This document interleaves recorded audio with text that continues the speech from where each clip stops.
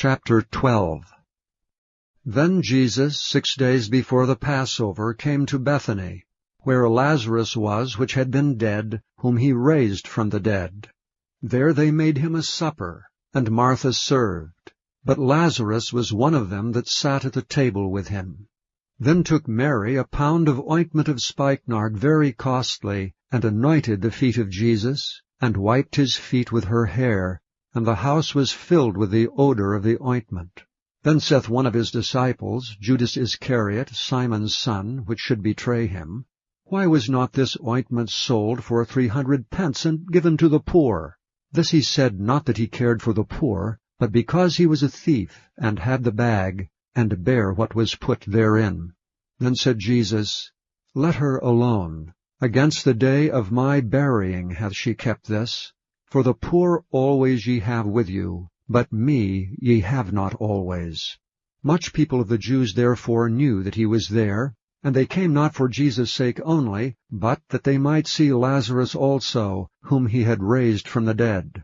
But the chief priests consulted that they might put Lazarus also to death, because that by reason of him many of the Jews went away and believed on Jesus. On the next day much people that were come to the feast, when they heard that Jesus was coming to Jerusalem, took branches of palm trees, and went forth to meet him, and cried, Hosanna! Blessed is the King of Israel that cometh in the name of the Lord. And Jesus, when he had found a young ass, sat thereon, as it is written, Fear not, daughter of Zion, behold, thy King cometh sitting on an ass's colt. These things understood not his disciples at the first, but when Jesus was glorified, then remembered they that these things were written of him, and that they had done these things unto him. The people therefore that was with him, when he called Lazarus out of his grave, and raised him from the dead, bear record. For this cause the people also met him, for that they had heard that he had done this miracle. The Pharisees therefore said among themselves, Perceive ye how ye prevail nothing? Behold, the world is gone after him. And there were certain Greeks among them that came up to worship at the feast. The same came therefore to Philip, which was of Bethsaida of Galilee, and desired him, saying, Sir, we would see Jesus. Philip cometh and telleth Andrew, and again Andrew and Philip tell Jesus. And Jesus answered them, saying, The hour is come, that the Son of Man should be glorified. Verily, verily, I say unto you, except a corn of wheat fall into the ground and die, it abideth alone. But if it die, it bringeth forth much fruit.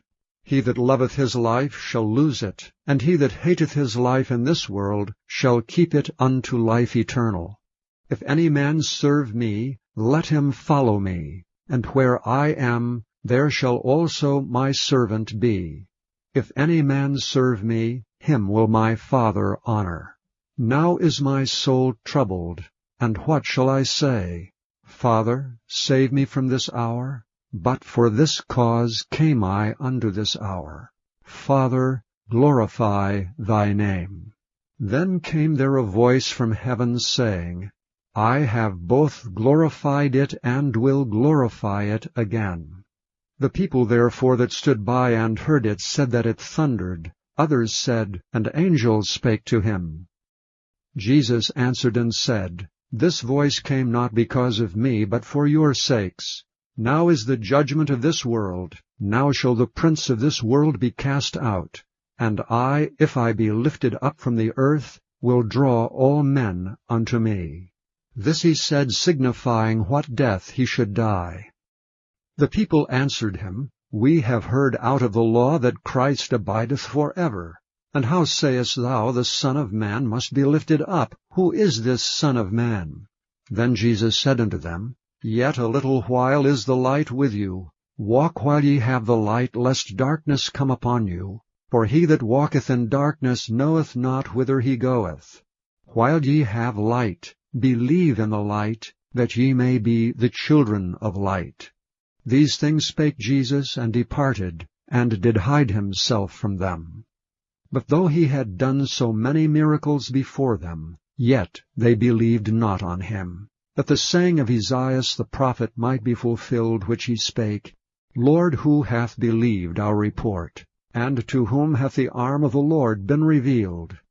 Therefore they could not believe, because that Esaias said again, He hath blinded their eyes, and hardened their heart, that they should not see with their eyes, nor understand with their heart, and be converted, and I should heal them. These things said Esaias when he saw his glory, and spake of him.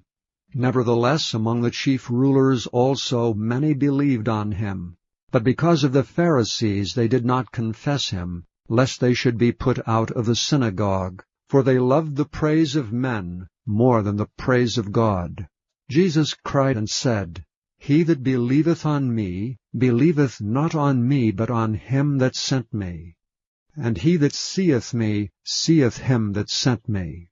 I am come a light into the world, that whosoever believeth on me should not abide in darkness.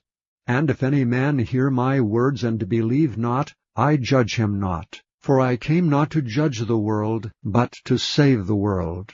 He that rejecteth me, and receiveth not my words, hath one that judgeth him. The word that I have spoken, the same shall judge him in the last day.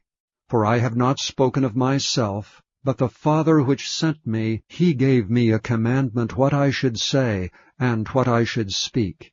And I know that his commandment is life everlasting. Whatsoever I speak therefore, even as the Father said unto me, so I speak.